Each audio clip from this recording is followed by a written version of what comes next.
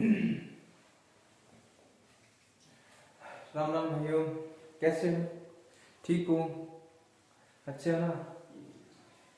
तो क्या कैसे चल रही तैयारी में? बड़ी चल रही तैयारी? कहीं पे कोई दिक्कत, कहीं मिस्टेक्स एंड अदर प्रॉब्लम्स? अच्छा लगता है जब आप मेरे को क्वेश्चन कुछ ना कुछ पुट करते रहते हो, है ना? तो मेरे को भी अच्छा लगता है, भी ऐसा लगता है भी तैयारी के अंदर आप मेरे साथ भी यानी कि मिलजुल के आगे चल रहे हो ना। होता है हर एक चीज के लिए टाइम निकालना पड़ता है, धीरे धीरे चाहे कितना ही पढ़ लो, 10 मिनट पढ़ लो जिंदगी के, पर बढ़िया बढ़िया से पढ़ा जाए ना तो 10 मिनट ही बहुत होते हैं, है ना। चाहे आप 10 मिनट के अंदर एक पेज पढ़ दो तो वो हमारे लिए जिंदगी का एक सबसे बड़ा मेकअप पेज होता है ना। बेस्ट ऑफ बेस्ट वो तैयारी होती है। अब वैसे बेस्ट ऑफ बेस्ट वो नहीं है जो रात दिन एक कर देता, सबसे बेटर तो वही होता है। पर जो मान लो कि मिडिल से है ना, मैं मिडिल से हूँ, आप भी मिडिल से हो ना, जिसके पास बिल्कुल कम टाइम होता है और कम टाइम के अंदर वो चाहे एक भी पेज पढ़े तो वो आगे वाले तैयारी के अंदर यानी कि एक ना एक दिन उसकी वो जिंदगी क्या है रंग लेके आएगी। ठीक है, टाइम लगता है, हर एक चीज के अंदर टाइम लगता है। कुछ स्टूडेंट्स ऐसे होते हैं, मान लो कि एक मंथ तैयारी के बाद भी एग्जाम देके लग जाते हैं ना, और कुछ है चाहे वो 10 साल से तैयारी कर रहे हैं तभी भी नहीं लग रहे हैं ना। मान लो कि मैं भी 10 साल से तैयारी कर रहा हूँ, नहीं लगा, खुदा की मर्जी, अब ना जाने कहां से क्या लग गए तो ठीक है, नहीं तो भाई सारी उम्र आपको पढ़ाएंगे बस, और कुछ नहीं है। सहयोग करना है देश का, कहां पे सहयोग करें, है ना। बाकी आपने देखा ही होगा जो देश के अंदर चल रहा है अभी, वो श्रद्धा वाला है ना, तो थोड़ा सा एक बार पढ़ लेते हैं, उसके बाद श्रद्धा की स्टोरी सुनाते हैं ना। तो हमारा चल रहा था, अरावली चल रहा है अभी, चल रहा था अभी, चल रहा था, ये चल रहा है।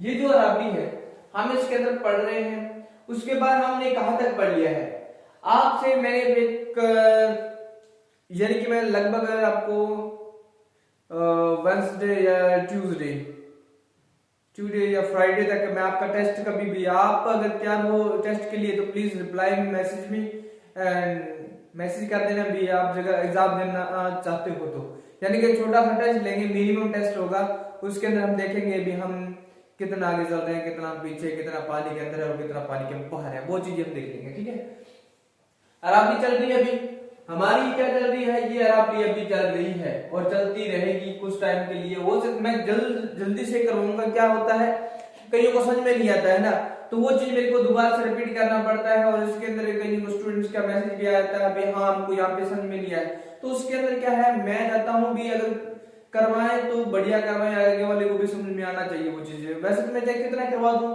अरावली एक दिन के अंदर करवा दूं, है ना, यानी कि मैं इसको मेन इसके अंदर कराऊं तो समझे 1 घंटा नहीं लगेगा, अरावली के अंदर 1 घंटा नहीं लगेगा और टोटल अरावली हो जाएगी हमारी।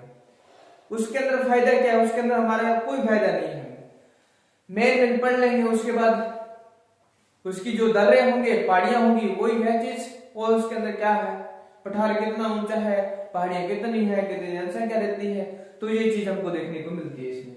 ठीक है, तो हमारा जो चल रहा था अरावली, अरावली के अंदर हमने क्या कुछ पढ़ा था। अरावली में हमने पढ़ा है कि एक तो हमने पढ़ा था गुरु, कुछ पहाड़ियां पढ़ी थी, गुरु शिखर की हमने पढ़ा है, गुरु शिखर कितनी ऊंची, सिरोही के अंदर सर्वाधिक ऊंची चोटी किसकी है, सिरोही की है, जहां गुरु कहां बैठता है, ऊपर शिखर में बैठता है, कितना है 1722 है, गुरु के बाद शेर आता है 1597 आ गया है, देलवाड़ा है, देलवाड़ा कितना हो गया 1442 हो गया, और उसके बाद दरगाह आता है, दरगाह 1431 मैंने बताया है, एक 1428 और 1442, ये किसका है अभी, किसका है अभी नहीं पता, अभी मैं बता रहा हूं, है ना।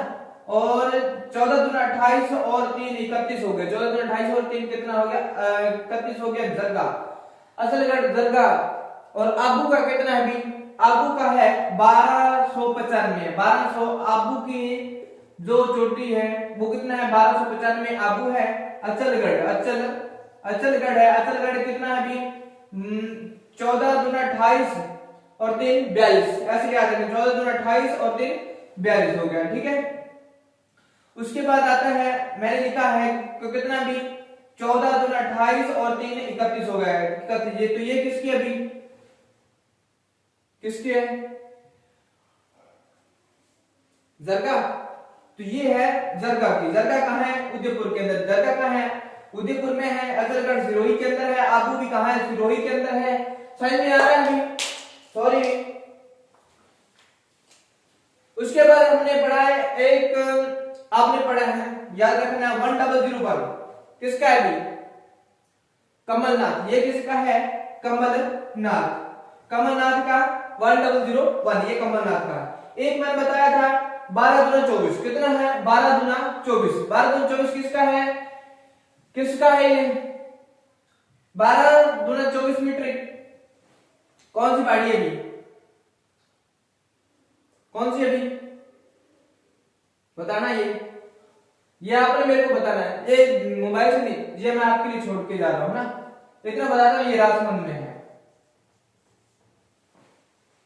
राजसमंद में है ना? तो ये मैंने कुछ करवाया था। उसके बाद आता है हमारा पठार। कौन सा? एक हमने पढ़ा था खंड, आबू खंड पढ़ा था। सिरोही के अंदर एक हमने आबू खंड पढ़ा था। आबू खंड क्या है अभी? आबू है समुद्र तल से, यानी कि समुद्र तल से 1200 मीटर ऊपर वाली ऊंचाई का जो समुद्र तल के बारे में मैंने अभी बताया था। समुद्र तल से जो 12 मीटर ऊंची क्या है? ऊंचा, यानी ज्वालामुखी से या समुद्र तल से 1200 मीटर ऊंची तल से देखने वाला जो खंड है ना, खंड भाग है, और जिसकी जो लंबाई कितनी है? 19 किलोमीटर लंबाई और 8 किलोमीटर उसकी चौड़ाई है। उसके बाद हमने पढ़ा है एक आबू खंड दर्रा पढ़ा भी। एक हमने पढ़ा था आबू खंड, ये हो गया। उसके बाद ये दर्रे हैं। और उसके बाद एक हमने पढ़ा था अभी किसका? क्रेटर झील का निर्माण किससे हुआ था? ज्वालामुखी द्वारा क्रेटर झील का निर्माण हुआ।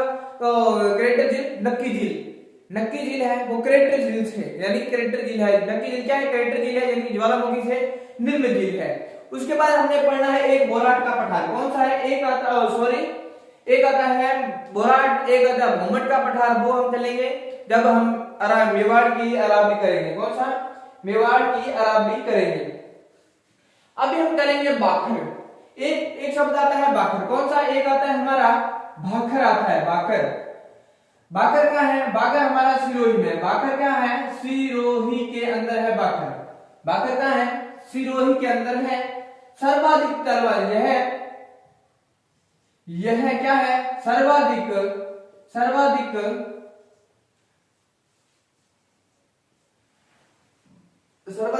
ढाल। बाखर किसे बोला जाता है? बाखर किसे बोला जाता है? सीधा लिख देता हूं, सर्वाधिक क्या है?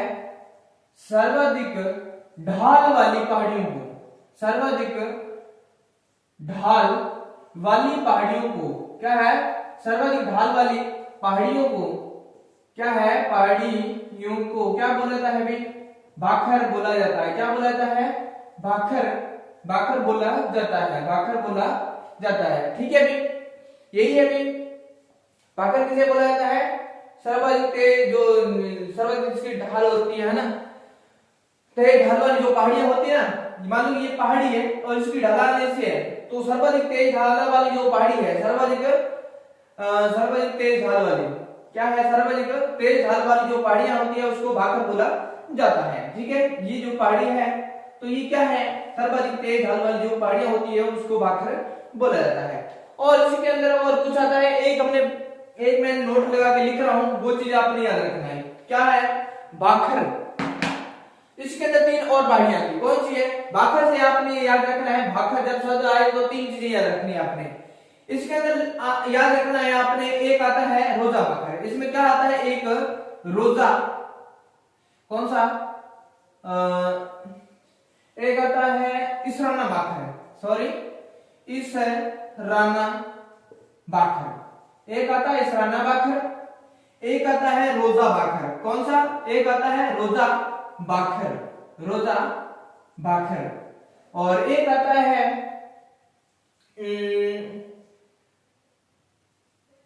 इसराना बाखर, रोजा बाखर। एक आता है जालोर नाम पे है, झारोल पर्वत। कौन सा है? झारोल पर्वत है, झारोल पर्वत। अब यही रोजा बाखर है। कितना है? 8 6 9, इतना ही है। और ये है 830 और ये हो जाएगा 730 सॉरी मीटर, ये मीटर में है सभी। एंड दारोल पर्वत है, ये कितनी है, इसका है 588 मीटर इसकी ऊंचाई है। रोजा बाकर ये कितना है भी 730 है और रेसाना बाकर है 669 है, 669 नहीं सॉरी इसके अंदर है 669 है, हाँ 39 है, 839 मीटर रोजा बाकर है ना। तो ये कुछ पर्वत है इसराना बाकर। ये बाकर मैंने बाकर जब याद आया तो मैंने ये लिख दिया है।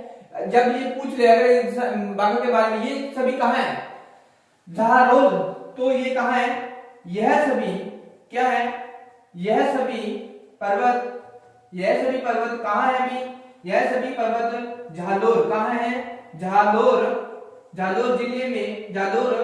जिले में स्थित है। कहाँ है, जालोर जिले में स्थित है। कौन कौन सा है भी, इसराना बाकर, रोजा बाकर और जालोर पर्वत। तो जालोर से जालोर याद रखना है, क्या है, जालोर से जालोर याद रखना है, ठीक है। इसराना बाकर 839 है और उसके बाद रोजा बाकर है 730 है और एक जालोर पर्वत आता है 588 मीटर है। तो सभी के पीछे मीटर लगा है तो मीटर में याद रखना है इसको। अगर किलोमीटर बनाना हो तो इसका कम कितना हो जाएगा, 3 फीट और 3 इंच का बना लेना भी कितनी किलोमीटर हो जाएगा इसका, ठीक है। तो वो चीज इसमें है। उसके बाद हम बात करते हैं एक और नेक्स्ट जो मेन जो पॉइंट है, हम आगे की बात करते हैं। एक आता है हमारा गुरु शिखर। गुरु शिखर कहाँ है, सिरोही में है। गुरु शिखर कहाँ है, सिरोही के अंदर हमारा गुरु शिखर है। तो गुरु शिखर, गुरुओं का जो शिखर है उसे क्या बोला जाता है, गुरु शिखर बोला जाता है। गुरु शिखर की बात करते हैं, गुरु शिखर। अब ये गुरु शिखर जो है, गुरु शिखर की जो चोटी कितनी है इसकी, यानी पर्वत कितनी ऊंचाई पर है, इसकी पर्वत की जो ऊंचाई है वो कितना किलोमीटर है, कितना है 1722। ये सभी को पता है 1722 मीटर इसकी ऊंचाई है। ये किसके लिए, यह क्या है भी, यह राजस्थान की, क्या है, यह राजस्थान की एंड और क्या भी, राजस्थान की अरावली, यह राजस्थान की अरावली एंड एक आता है इसमें उत्तर व दक्षिण, उत्तर व दक्षिण।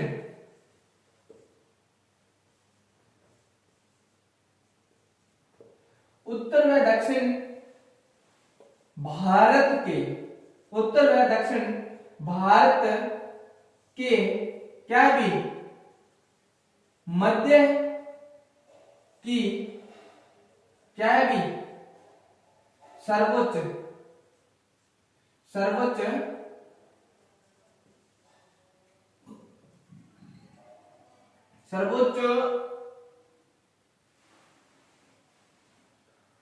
ऊंची अरावली या पर्वत, सर्वोच्च ऊंचा पर्वत, ये भारत के मध्य में है। अरावली का है भारत के मध्य में। अरावली मैंने बताया 3 स्टेट के अंदर आती है, 3 स्टेट के अंदर आती है। हम देखते हैं राजस्थान के अंदर ही रेगिस्तान है एंड अदर भी स्टेट्स के अंदर हो सकता नहीं है। हम देखते हैं पंजाब के अंदर भी कुछ स्थानों पे रेगिस्तान है। हरियाणा का जो हमारे पास बॉर्डर रहता है, जैसे मानगढ़ से ऊपर जो सिरसा हो गया, सिरसा के मध्य जो स्थान आता है जो राजस्थान के साथ यानी कि मेल खाता है ना, तो यानी कि वहां पे क्या है, तो रेगिस्तान उधर भी क्या है, रेगिस्तान का स्थान है ना। रेगिस्तान मार्च उधर तक भी किया गया है। राजस्थान रेगिस्तान का जो मार्च है वहां तक भी उसका फैलाव है, वहां तक भी फैला हुआ है। और पंजाब के कुछ क्षेत्र के अंदर भी, जैसे गंगानगर के अधिक क्षेत्र के अंदर देखने को मिलता है। तो पंजाब के साथ कुछ जो जिले हैं तो उसी के अंदर क्या है, इसका जो प्रसार है वो देखने को मिलता है ना। तो वो चीज है। मैंने एक बात याद रखना है, राजस्थान के अंदर जो वर्षा होती है किसके कारण होती है, ये रेगिस्तान के कारण होती है ना। गोभी का मुश्किल आपने सुना ही होगा, है ना। और ये चीजें मैं आपको नेक्स्ट करवाऊंगा आगे वाले टाइम में, जब रास्ता इंडिया की जियोग्राफी करेंगे तो उसमें पढ़ेंगे, है ना। गोभी का मुश्किल सबसे बड़ा मुश्किल, है ना। तो उसके यानी कि हमारा जो रेगिस्तान के अंदर वर्षा करने का कारण भी यही है, भारत में राजस्थान के अंदर वर्षा करने का कारण यही है, रेगिस्तान होगा तो वर्षा होगी, ठीक है। उसके बाद आता है इसमें और क्या है भी, और गुरु शिखर, यह राजस्थान की क्या है, राजस्थान की एंड उत्तर में भारत के मध्य की सर्वोच्च ऊंची पर्वत है ये। और क्या भी, एक आता है अरावली की, है ना, अरावली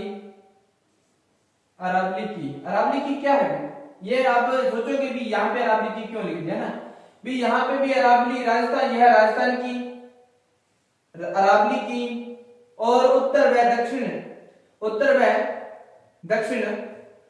दक्षिण भारत के मध्य की सर्वोच्च ऊंची पर्वत, है ना। सर्वोच्च ऊंची पर्वत कौन सी है अभी, गुरु शिखर है। अरावली की सबसे ऊंची, राजस्थान की सबसे ऊंची, है ना। तो ये चीज नोट करने वाली बात यहाँ है, कौन सी है, गुरु शिखर है, गुरु शिखर सबसे ऊंचा है। उसके बाद एक बात और नोट करने वाली इसमें, कर्नल जेम्सटोन में, और यहाँ का जो इसी पर जो एक ऋषि रहते थे उसका नाम क्या नाम था उसका, हाँ यह है गुरु शिखर, इधर लिख रहा हूं मैं, गुरु शिखर है, क्या है, गुरु शिखर यह यहां पर जो कौन सा ऋषि था, दैत्रेय था भाई, हाँ दैत्रेय था भाई, दैत्रेय ऋषि,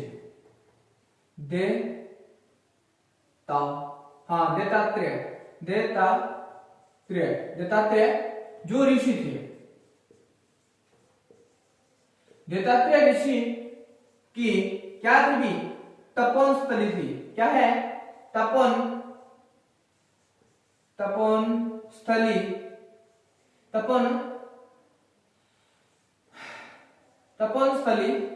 थी, कौन सी थी, गुरु शिखर, गुरुओं का शिखर, गुरु शिखर, ठीक है। और दत्तात्रेय ऋषि थे, यहाँ पे जो जग करते थे, अपने तपस्या करते थे, जो यहाँ पे जिनकी तपोस्थली किसकी है, तो कौन सा था, यहाँ जो ऋषि रहते थे उसका नाम क्या था, दत्तात्रेय ऋषि थे। दत्तात्रेय ऋषि की यहाँ क्या है, तपोस्थली देखने को मिलता है। तो ये किसने कहा था, यह कहा था कर्नल जेम्सटोन ने। यह किसने कहा था, यह तपोस्थली क्या है, यह तपोस्थली या गुरुओं का शिखर, यह शिखर या इस शिखर को, इस क्या है भी, इस शिखर को किसने, इस शिखर को कर्नल जेम्सटोन ने, कौन सा भी, कर्नल जेम्सटोन, जो कर्नल जेम्सटोन थे, कर्नल जेम्सटोन ने इन्होंने गुरुओं का शिखर कहा था, किसको भी, किसको, गुरु शिखर को बोला था, ठीक है। नेक्स्ट आता है आगे हमारा संतों का शिखर, ऐसे कर्नल जेम्सटोन ने इसे संतों का शिखर कहा था, सॉरी कर्नल जेम्सटोन, यहां लिख रहा हूं, कर्नल जेम्सटोन ने इसे किसका भी, संतों का, इसे संतों का शिखर कहा है, किसको, पता ही आपको, ज्यादा बताने वाली बात नहीं है। नेक्स्ट हम चलते हैं दूसरी अरावली के अंदर, चलते हैं हमारी नेक्स्ट अरावली के अंदर चलते हैं, इसको कंप्लीट कर दिया अभी, एक अरावली को हमने कंप्लीट कर दिया। नेक्स्ट चलते हैं आगे वाली अरावली, जो आगे की अरावली है, नेक्स्ट है जो मेन बात है देखने को मिलती है। अब हम अरावली पढ़ेंगे कौन सी, अब अरावली हम पढ़ेंगे मेवाड़ अरावली, कौन सी है, मेवाड़ अरावली। मेवाड़ कौन सा क्षेत्र है अभी, उदयपुर को क्या बोला जाता है, मेवाड़, उसके जो नजदीकी क्षेत्र जो उदयपुर से लगते हैं तो वो क्या कहलाते हैं, वो भी मेवाड़ी का ही क्षेत्र था, यानी कि मेवाड़ इतिहास थी। मेवाड़ उदयपुर को बोला जाता था, ठीक है। अब इसके अंदर हम पढ़ते हैं, इसके अंदर कुछ मुख्य चोटी है ना। इसके अंदर एक आता है बोराट, एक आता है भूमट। क्या आता है, एक आता है बोराट आता है, एक आता है इसमें भूमट आता है। बोराट का पठार, बोराट का पठार मेवाड़ में पढ़ेंगे। एक आता है कौन सा भी, इसको पढ़ेंगे भी, बोराट। कौन सा है, बोराट का पठार, बोराट का पठार। बोराट का पठार है, यह कहां है भी, उदयपुर, उदयपुर एंड कौन सा भी, एक आता है इसमें राजसमंद, उदयपुर एंड राजसमंद का जो क्षेत्र है ना, यह बोराट का क्षेत्र कहलाता है। यह क्षेत्र क्या है भी, गोगुंदा, उदयपुर में है गोगुंदा। यह क्षेत्र कहां भी, गोगुंदा, यह क्षेत्र गोगुंदा से और राजसमंद में एक जो मेन है कुंभलगढ़, क्या है, गोगुंदा से कुंभलगढ़, गोगुंदा से कुंभलगढ़, गोगुंदा से कुंभलगढ़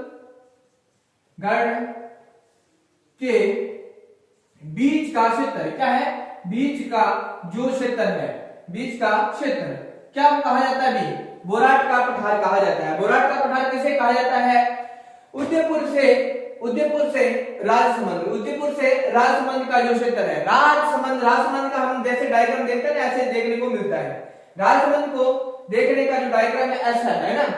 तो राजसमंद, राजाओं का तिलक किया जाता है ना, राजाओं को तिलक किया जाता है, राजाओं का तिलक किया जाता है। तो तिलक के समान आकृति किसकी है, तिलक के समान आकृति किसकी है, तो राजसमंद की है ना। उदयपुर की आकृति कैसी है, आकृति भी पूछी जाती है एग्जाम के अंदर। आकृति उदयपुर की कैसी है भी, ऑस्ट्रेलिया की जैसी है। ऑस्ट्रेलिया की जैसी आकृति किसकी है, उदयपुर की है। राजसमंद की आकृति कैसी है भी, राजा के तिलक करते जैसे तिलक के समान है। उसके बाद एक आता है सीकर आता है। तो सीकर को देख लेना भी, ऐसे दिखेगा सीकर का क्षेत्र। तो सीकर का कैसा है, प्याला नुमा। सीकर का कैसा है, प्याला नुमा, प्याला नुमा शेप किसकी है भी, सीकर की है। उसके बाद आता है भरतपुर की जो है वो गिलहरी की तरह ऐसे करके है भी, ऐसे करके ये भरतपुर का आता है, यानी गिलहरी के समान है ना, बैठी हुई गिलहरी के समान आता है ना। उसके बाद कुछ क्षेत्र और भी है, वो मैं शायद आपको किसी को पता होगा, जहां हम नेक्स्ट जैसे हम पढ़ते जाएंगे तो उसके अंदर हम एक पढ़ेंगे, इसके अंदर जो आकृति पढ़ेंगे, सभी जिलों की आकृति पढ़ेंगे और मेन चीजें इसके अंदर पढ़ेंगे। ये कईयों को पता होगा, कईयों को नहीं पता होगा। तो वेल डन, जिसको पता होगा, सीकर की आकृति प्यालानुमा है, राजतिलक के समान, राजा को तिलक किया जाता था। तो मेन जो राजा कौन था, राजसमंद में मेन कौन था, महाराणा प्रताप था। तो महाराणा प्रताप का तिलक किया जाता था ना, तो राजाओं का तिलक किया। उसके बाद भरतपुर की जो आकृति है कैसी भी गिलहरी के समान है, भरतपुर के गिलहरी के समान है। तो हम पढ़ रहे थे बोराट का पठार, बोराट का पठार है उदयपुर से लेके कहां से भी, राजसमंद, उदयपुर से राजसमंद के यह क्षेत्र गोगुंदा से कुंभलगढ़ के बीच का जो क्षेत्र है, बीच का क्षेत्र है, उसे क्या कहा जाता है, उसे बोराट का पठार कहा जाता है। उसे क्या कहा जाता है, उसे बोराट का पठार कहा जाता है, उसे बोराट का पठार कहा जाता है, बोराट का पठार कहा जाता है। और इसके अंदर कुछ क्या है, इसमें कुछ शिखर है, इसमें क्या है, कुछ शिखर है। अब वो शिखर कौन कौन से हैं, इसमें कुछ शिखर है। शिखर कौन कौन से हैं भी, कईयों को पता है भी, शिखर इसमें कौन कौन से हैं। एक तो इसके अंदर आता है, आपको पता होगा, नागपानी। क्या है इसमें, नागपानी है, नागपानी और गोगुंदा हो गया, और कौन सा है, नागपानी हो गया, गोगुंदा हो गया, और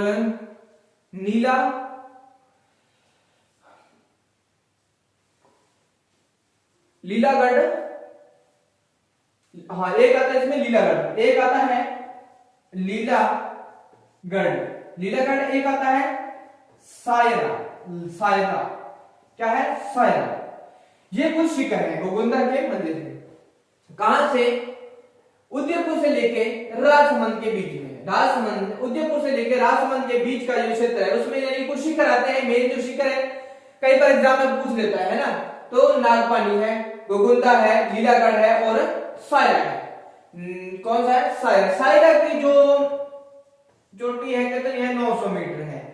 उसके बाद है लीलागढ़ की है शायद 689 है। एंड इसका गोगुंदा का है, गोगुंदा कितना भी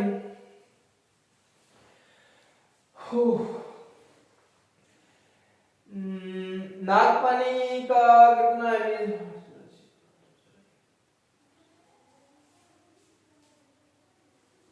इसका है 840। इसका कितना है, गोगुंदा का 840 मीटर और इसका शायद है 874 मीटर, ये 869 मीटर, ये चीजें हैं। तो ये कुछ शिखर थे किसमें, ये हमने बोराट का पठार का पढ़ा था ना, गोगुंदा से कुंभलगढ़ के बीच का जो क्षेत्र है क्या कहलाता है, बोराट का पठार कहा जाता है।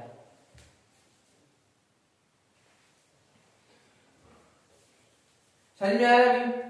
तो ये मेरा कुछ यहां तक का था। आगे हम पढ़ेंगे बोराट, आगे हम पढ़ेंगे भोमट का पठार, भोमट का पठार। ये कल अरावली मेवाड़ की जो अरावली है वो हमारा कंप्लीट हो जाएगा, ठीक है। और उसके बाद पढ़ेंगे दक्षिण की अरावली, है ना, पूर्व की अरावली, और ये सभी हम पढ़ के आगे चलेंगे। अरावली खत्म हो जाएगी और खत्म हो जाएगी, बारिश कैसे होगी, है ना। तो नेक्स्ट मिलेंगे, ठीक है। तो आज के लिए इतना ही, धन्यवाद, गॉड ब्लेस यू।